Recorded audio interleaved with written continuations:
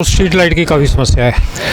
हाँ, street lights आजकल सारे सेक्टर में लगभग अंधेरा छाया रहता है। एक तो वोल्टेज की बहुत ज़्यादा समस्या है, काफ़ी ज़्यादा हमारे जितने भी इक्विपमेंट हैं सारे ख़राब होते हैं रेगुलर।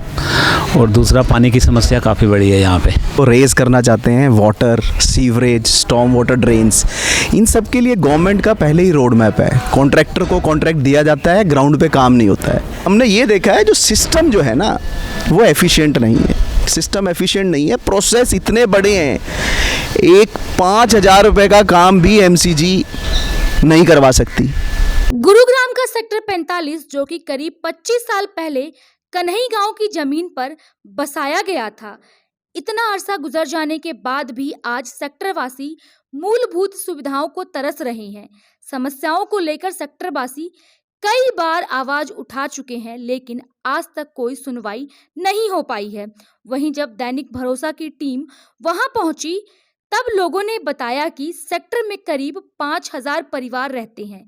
सफाई, सड़क, कूड़े का उठाना, स्ट्रीट लाइट का ना जलने जैसी कई समस्याओं से सेक्टरवासी जूझ रहे हैं।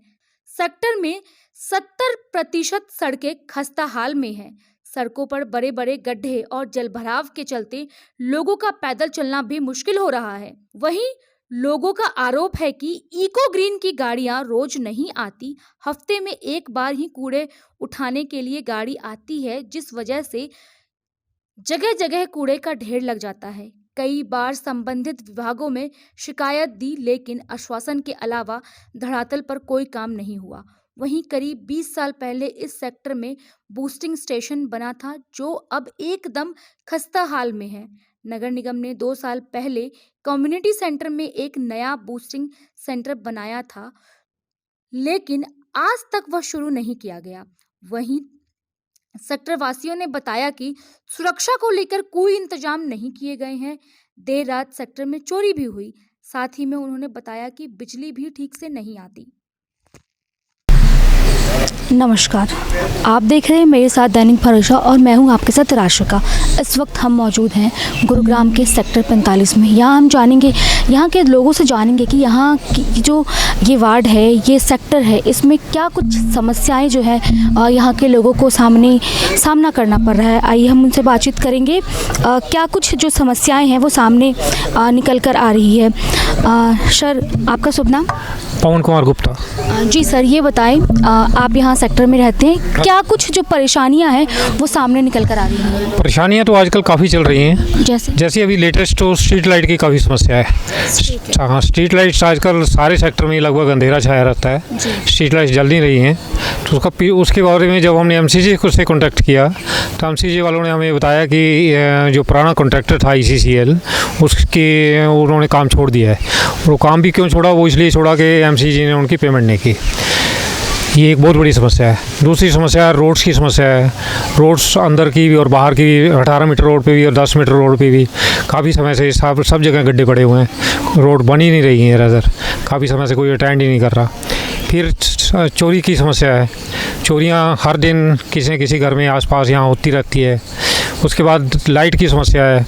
लाइट काफ़ी फ्रीक्वेंट कट लगते हैं। हालांकि हम एक गुरुग्राम जैसे मिलेनियम सिटी में रह रहे हैं, इसके बावजूद भी यहाँ पे इतने कट लगना बहुत बड़ी समस्या है। दूसरा, DHBVNL की अपनी कार्यप्रणाली की भी समस्या है।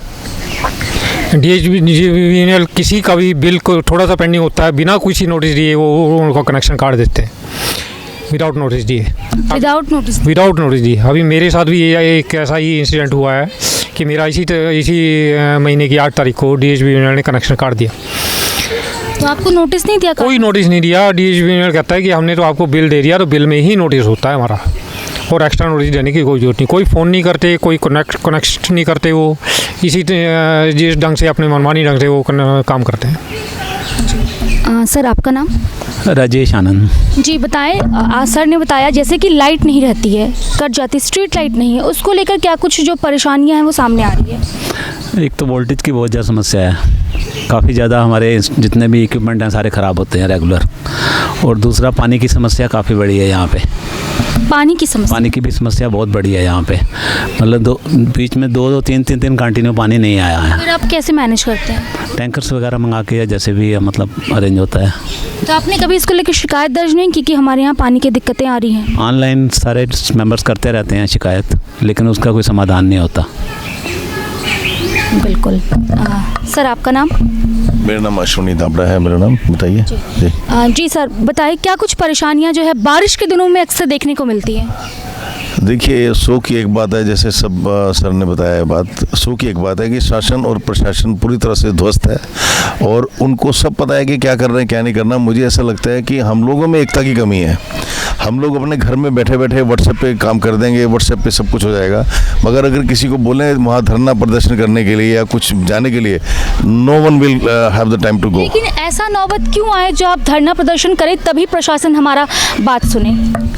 ये तो मेरे ख्याल में आज की समस्या नहीं है, ये पिछले मेरे ख्याल में 50-60 से यही समस्या है कि कोई भी शासन प्रशासन का इंसान अपने से खुद काम नहीं करेगा।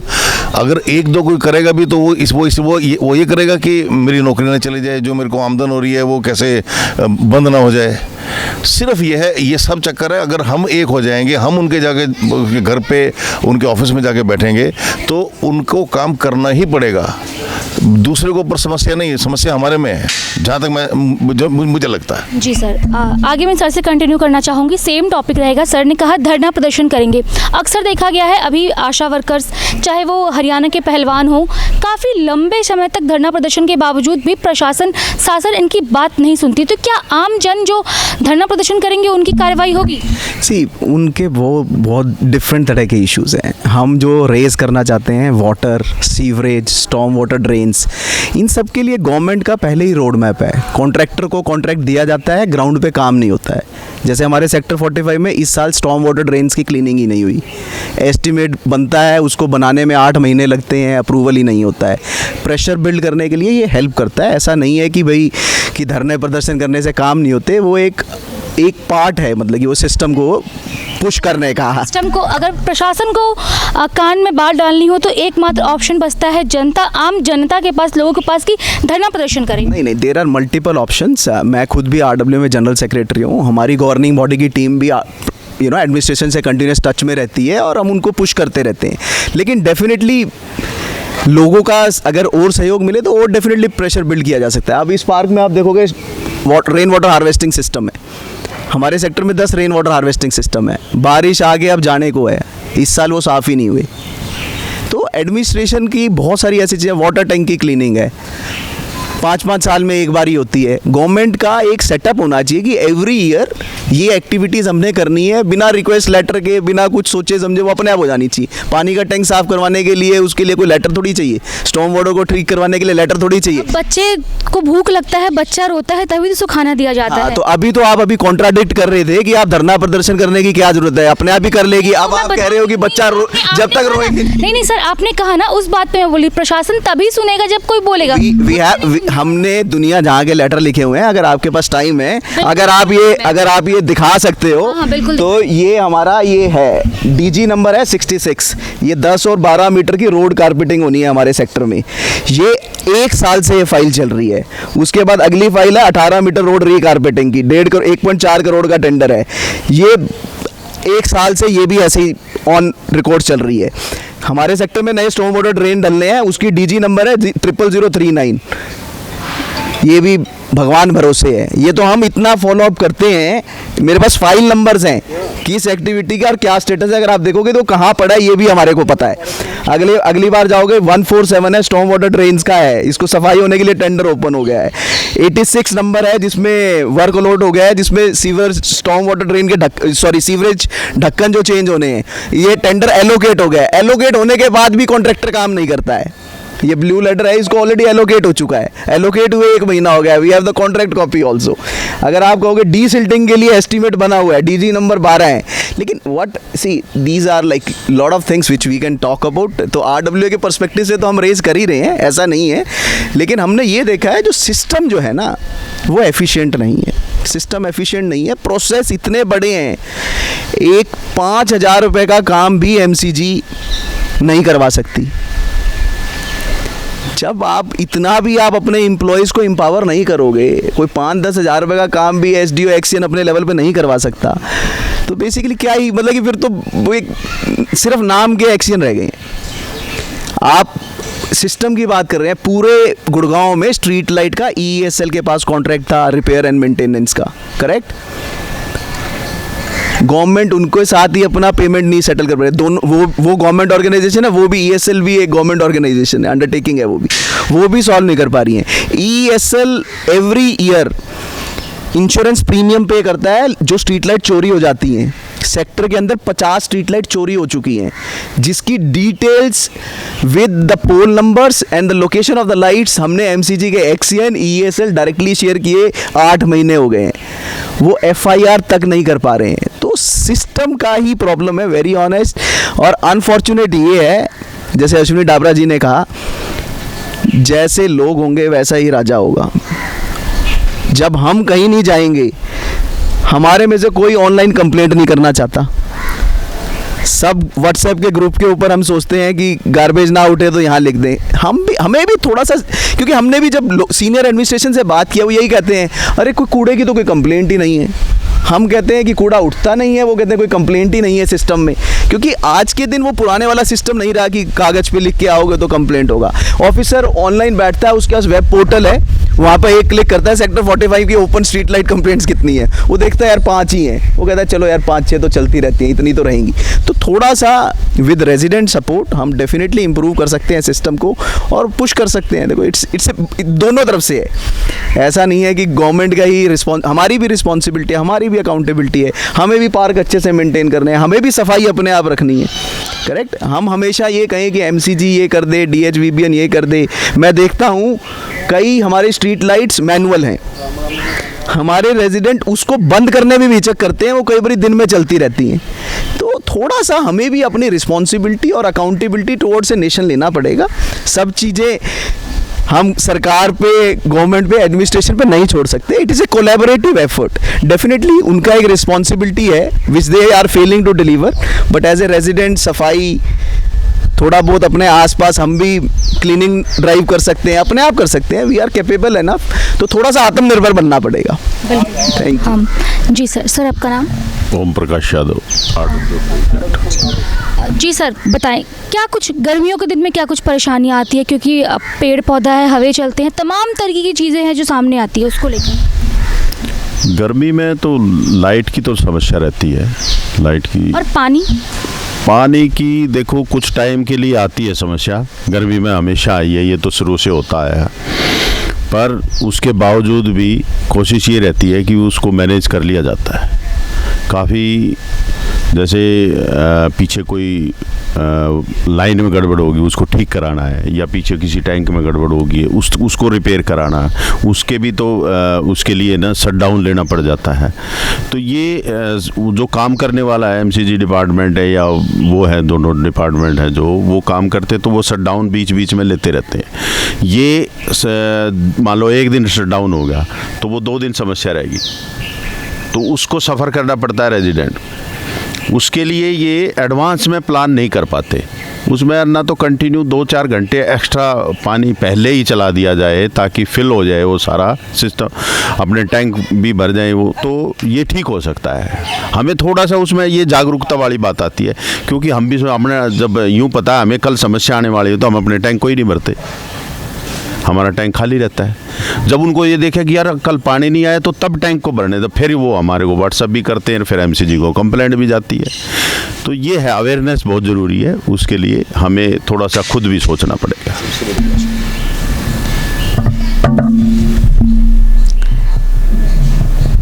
सर आपका नाम? कैलाश खत्री। जी सर बताइए, क्या कुछ परेशानियां जो है सामने निकल कर आ रही हैं? मेन तो है सड़कों की, इस टाइम बिल्कुल जर्जर हो रही है सड़कें, और इतने बड़े गड्ढे हो जाते हैं कि उसमें मैंने 6-6 फुट के गड्ढे देखे हैं, और जो खुद हमें भर रहे हैं एमसीजी को कहने के बावजूद भी वो कुछ उस पर कार्रवाई। तो गड्ढे की वजह से तो काफ़ी एक्सीडेंट भी फिर बिल्कुल होते हैं फ्रीक्वेंट। मेरे घर के सामने ही एक मैंने देखा है कि मैंने उस खड्डे को कम से कम 6 बार भरवाया है, फिर बारिश आती है वो धंस जाते हैं और फिर वो खड्डा फिर बन जाता है। आज भी देखो तो आज भी वहाँ पर खड्डा बना हुआ है। तो सड़कों की हालत तो इतनी बुरी है कि जिसको गाँव से भी ज़्यादा बुरा बदतर हाल है यहाँ पर इस टाइम। कहने को मिलेनियम सिटी है हमारा, लेकिन सड़कों की हालत, बिजली कट बिना नोटिस के, ये सारी चीज़ें, और पानी की समस्या भी ऑफ एंड ऑन तो होती रहती है। अगर रेगुलर नहीं है तो ऑफ एंड ऑन तो होती ही है। आगे हम माता जी से जानेंगे क्या कुछ समस्याएं जो है वो यहाँ पे आपको सामना करना पड़ रहा है। वैसे तो सबने बता ही दिया है और ठीक है, वही सारी समस्याएं हैं। एक जैसे ये वीटा बूथ है, इसके सामने पानी बहुत ज़्यादा खड़ा हो जाता है और रोड पे इतनी ज़्यादा मिट्टी है कि पाँव भी फिसलने का डर रहता है। और एक इस पार्क में ना झूले नहीं हैं बच्चों के लिए, वो भी होना चाहिए। बाकी सब बता दी है समस्या सबने, यही रोड्स वाली समस्या मेन, रोड वाली में बिजली पानी सब है ही है, ठीक बता दिया सबने जो बताया है। हाँ जी। बारिश के दिनों में आपने कहा रोड पे पानी जाम, ये अब भी थोड़ी सी भी बरसात आती है, ये वीटा बूथ के सामने कभी आके देख लेना, पानी भर जाता है यहाँ। और रेत भी बहुत ज़्यादा रोड पे आ गई है, उसको कोई ठीक करने नहीं आ रहा। भी कम से कम रेत इधर को हो जाए तो वो स्लिपरी तो ना रहे ना फर्श, तो स्लिपरी भी हो जाता है साथ में। क्या है वो निकल कर सामने आ रही है। जैसा कि आपको बता दिया हमारे प्रेसिडेंट साहब और सेक्रेटरी साहब ने, काफ़ी और बहुत अच्छा काम कर रही है हमारी RWA, और हमारी एक लोकल RWA बनी हुई है जिससे गुप्ता जी संभाल रहे हैं। तो काफ़ी काम हो रहा है, नो डाउट। लेकिन अभी बस मेन काम है कि MCG से और इलेक्ट्रिकल डिपार्टमेंट से जो लाइट का जाने का है और कुछ सड़कों का है। मेन बात जो खाली प्लॉट हैं जो उसमें कवरेज नहीं हुए हैं, वहाँ पे खरपतवार हो जाती है, और जो खाली प्लॉट पड़े हैं वहाँ पे हम अपने RWA की तरफ से ही कोशिश करते हैं कि भाई यहाँ पे JCB घुमाई जाए। MCG से हमें कोई सपोर्ट नहीं मिलती है। हालांकि हम जैसे इलेक्ट्रिक डिपार्टमेंट है वहाँ पे भी हम कंप्लेन करते हैं, ऐसा नहीं है कि सिर्फ हमारी WhatsApp पे ही हम कंप्लेन करते हैं। तो फिर भी काफ़ी हद तक हमारी RWA साथ देती है, ऐसा नहीं है कि भाई साथ नहीं देती है। लेकिन हमारी प्रॉब्लम MCG और इलेक्ट्रिकल डिपार्टमेंट जो सेंटर वाला है उनसे थोड़ी प्रॉब्लम है। और लाइट जो आजकल जा रही है, अभी गर्मियों में काफ़ी इसने प्रॉब्लम की है।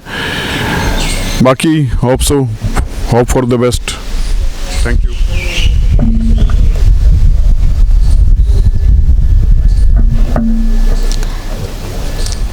सर बताइए, आप वोटर्स हैं, वोट देते हैं, नगर निगम के चुनाव होते हैं उसमें भी आप वोट देते होंगे, तो यहाँ के जो पार्षद है वो आप लोगों के लिए कितने सहयोगकारी रहते हैं और उनका कितना सहयोग रहता है? उनका सहयोग पूरा है, वो अपना जितनी भी मैक्सिमम प्रॉब्लम यहाँ की सॉल्व हो सकती है। कौन है यहाँ की पार्षद? यहाँ पर ओम प्रकाश जी हैं हमारे RW के। अच्छा, पार्षद पिछला कार्यकाल में कौन था? आरती यादव नहीं, हमारे जो सेक्टर के हैं उनकी बात कर रहा हूँ मैं। तो वो यादव जी और ये गुप्ता जी हमारी प्रॉब्लम सारी देख रहे हैं। मेन यहाँ पर प्रॉब्लम रोड्स की है, रोड्स पे खड्डे बहुत ज़्यादा हैं। बिजली की प्रॉब्लम तो सब बता ही रहे हैं, वो तो है ही है।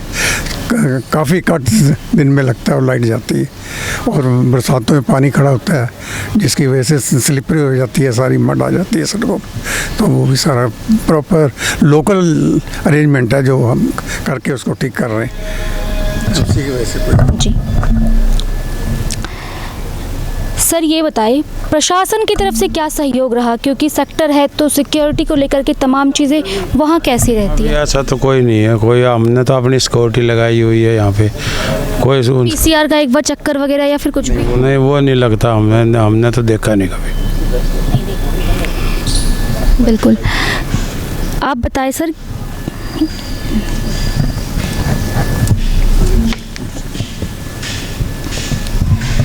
आप बताएं क्या कुछ जो समस्याएं हैं वो सामने आती है, खास करके ठंडी के दिनों में, क्योंकि पार्क में आना जाना तमाम चीज़ें, तमाम तरीके की चीज़ें होती हैं, उसको लेकर?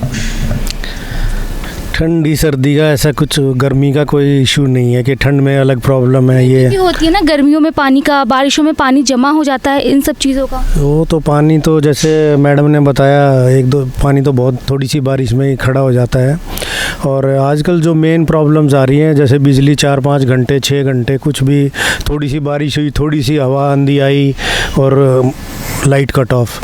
फिर तुमने क्या अपग्रेड किया है गुड़गांव का इंफ्रास्ट्रक्चर? खट्टर साहब बोल रहे हैं 1 मिनट भी बिजली नहीं जाएगी गुड़गांव में, मिलेनियम सिटी है। अभी लाइट जाते ही देखो यहाँ पे 50 जनरेटर, डीजल जनरेटर, सुबह 7 बजे इतना अच्छा मौसम है, लाइट चली गई, चारों तरफ पीजी होटल हैं, जनरेटर ऑन डीजल के। आप कर लो प्राणायाम, फ़ायदे की बजाय नुकसान।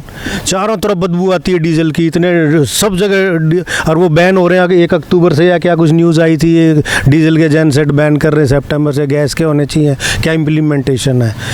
चारों तरफ आप चक्कर लो, हमारे सेक्टर का चारों तरफ पीजी होटल हैं, सब ने बैकअप पावर 2-2, 3-3 जेन सेट रखे हुए हैं।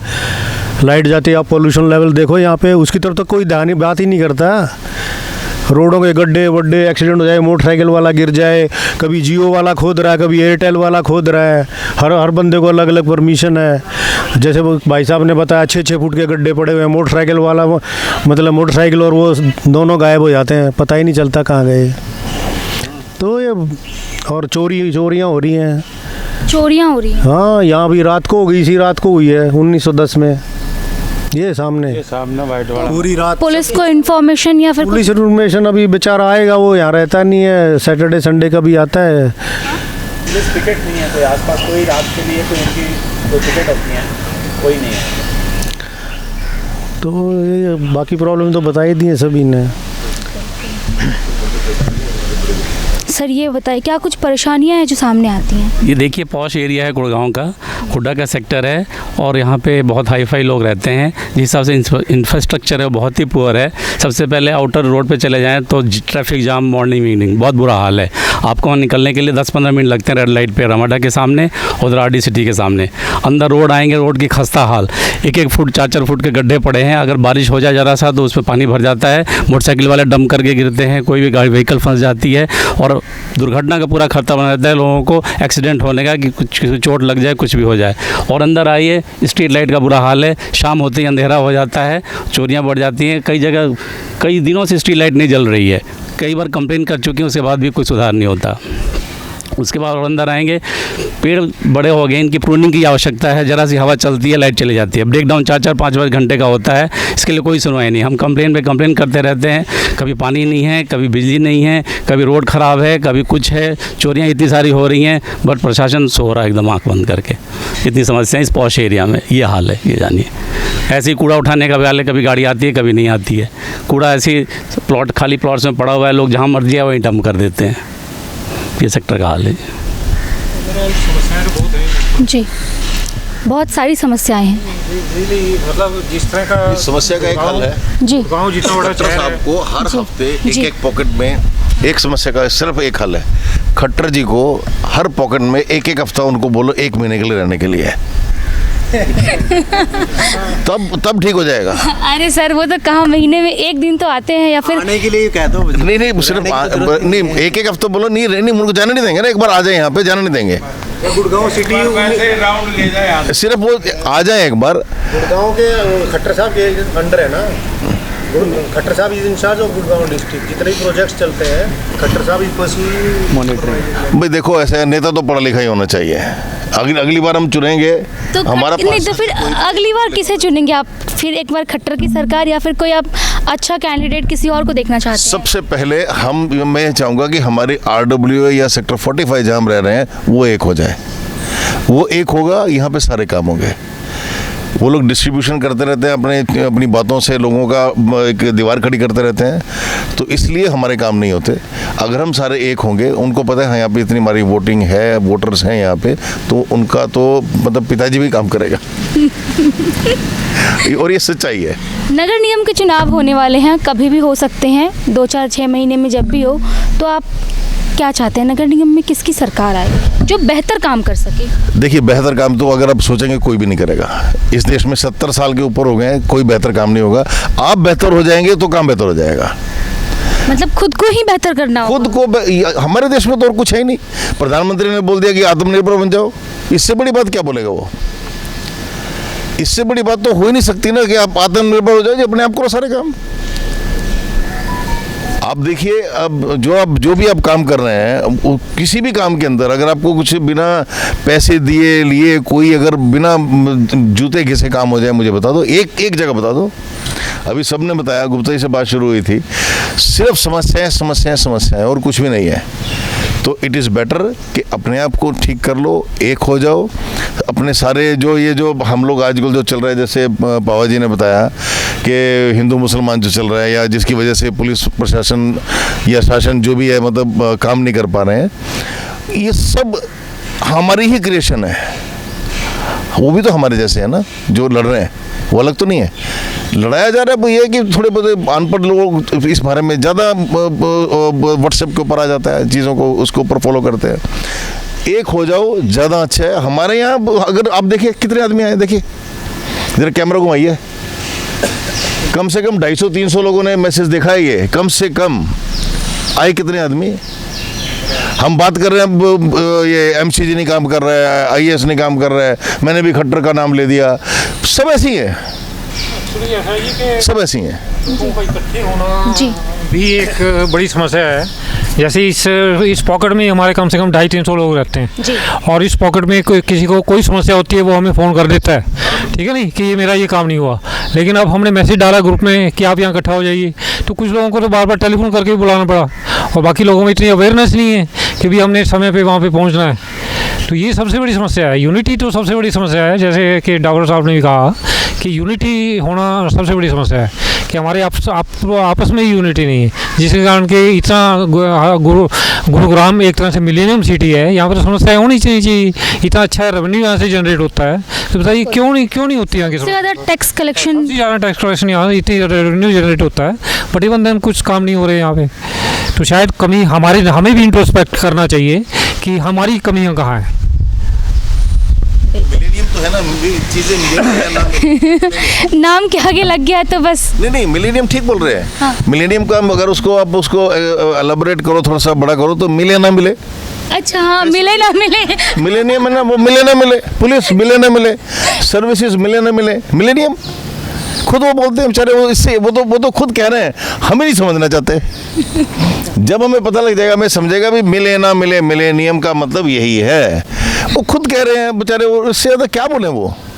हाँ, आपने बहुत अच्छा मतलब बताया हमें, बहुत ही अच्छा। तो आपने सुना किस प्रकार जो यहाँ सेक्टर 45 में यहाँ लोगों की जो परेशानियाँ हैं, पानी को लेके, बिजली को लेके, सड़कों को लेकर सामने आ रही है। बाकी तमाम इस तरह के अपडेट्स के लिए आप बने रहे मेरे साथ।